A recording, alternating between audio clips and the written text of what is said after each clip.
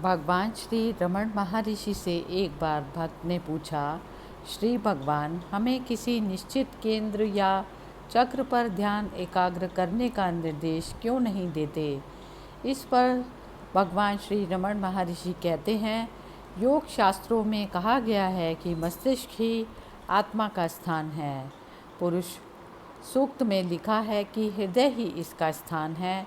किसी भी प्रकार के संभावित संदेह से उठने के लिए मैं के सूत्र को थाम कर आगे बढ़ने और उसके स्रोत को खोजने के लिए कहता हूँ, क्योंकि सबसे पहले मैं के बारे में किसी भी तरह का संदेह पैदा नहीं हो सकता।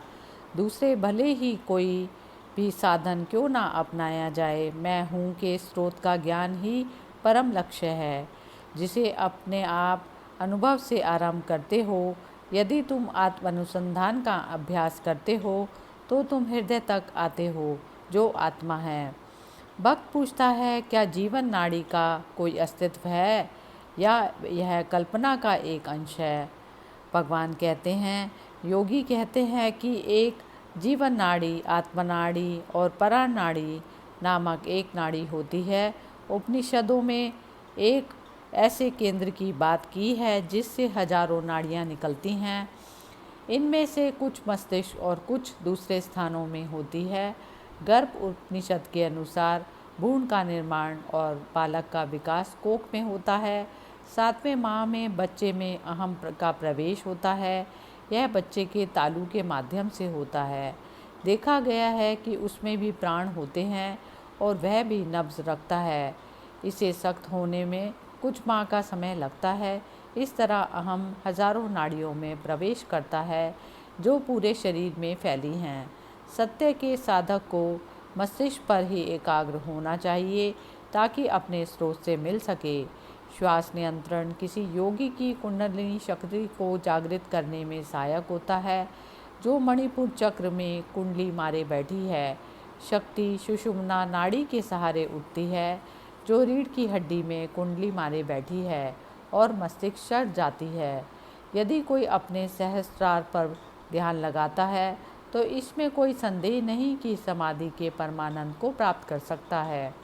हालांकि वासना का नाश नहीं होता, योगी को समाधि से जागना ही होता है, क्योंकि अभी वह बंधनों से मुक्त नहीं हुआ। उसे अपने भीतर छिपी वासनाओं का क्षय करना होगा ताकि वह सदा समाधि का आनंद उठा सके। वह जीवन नाड़ी के माध्यम से सहस्रार से हृदय तक जाता है, जो सुषुम्ना नाड़ी का ही विस्तार है। सुषुम्ना एक वक्र है। यह स्नायु जाल से उठते हुए मेरुदंड से होते हुए मस्तिष्क जाती है और फिर नीचे की ओर मुड़कर हृदय में समाप्त होती है। जब योगी हृदय तक आता है तो उसकी समाधि स्थायी हो जाती है। इस तरह हम देखते हैं कि हृदय ही अंतिम आश्रय है। कई उपनिषदों में भी 101 नाड़ियों की बात की गई है जो हृदय से प्रसारित है। उनमें से एक जीवन नाड़ी है। अगर योगियों के कहे अनुसार अहम मस्तिष्क में झलकता है तो उसके प्रतिबिंब के लिए कोई सतह भी होनी चाहिए। यह इतनी सक्षम होनी चाहिए कि अनंत चेतना को शरीर की सीमाओं में बांध सके।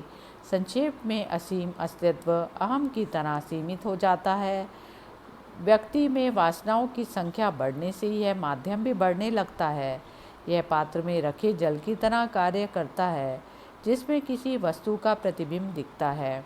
अगर पात्र से जल निकाल दें तो इसमें छाया कैसे दिखेगी? तब वस्तु उस छाया के बिना भी होगी। यहाँ वह वस्तु असीम अस्तित्व चैतन्य है जो सर्वव्यापी है और सब में समाया है। इसे परछाई का सहारा नहीं चाहिए, यह आत्मनिर्भर है। साधक का लक्ष्य यही होना चाहिए कि हृदय को वासना को बाहर कर दे और प्रतिबिंबित चेतना अनंत चेतना के प्रकाश को बाधा न दे सके। इसे पाने के लिए अहम के मूल की तलाश करनी होगी और हृदय के भीतर झांकना होगा। यही आत्मबोध का प्रत्यक्ष पथ है। जो इसे अपनाता है उसे नाड़ी, मस्तिष्क, सुषुम्ना, कुंडलिनी, श्वास निरोध व 6 योगिक केंद्रों की चिंता करने की आवश्यकता नहीं है। आत्मा कहीं से नहीं आती और ना ही ब्रह्मरंध्र से देह में प्रवेश करती है। वह जैसी है वैसी है, वह नित्य प्रकाशित, अविचल, अविकारी और स्थिर है। जो भी परिवर्तन आते हैं वे आत्मा के नहीं, आत्मा हृदय में वास करती है और सूर्य की तरह प्रकाशमान है। परिवर्तन इसी प्रकाश में देखे जाते हैं। आत्मा और शरीर व मन के संबंध की तुलना एक स्फटिक और उसकी पृष्ठभूमि से की जाती है। अगर स्फटिक को लाल फूल पर रखें तो यह लाल रोशनी देगा, इसे हरी वस्तु पर रखेंगे तो यह हरा रंग देगा। व्यक्ति स्वयं को इस परिवर्तनशील देह और मन के साथ सीमित कर लेता है, जो अपना अस्तित्व अपरिवर्तनशील आत्मा से पाती है। इस गलत तादात्म्य का त्याग करना होगा ताकि नित्य प्रकाश में आत्मा एक अद्वितीय सत्य के तौर पर प्रकट हो सके। हरि ओम तत्सत।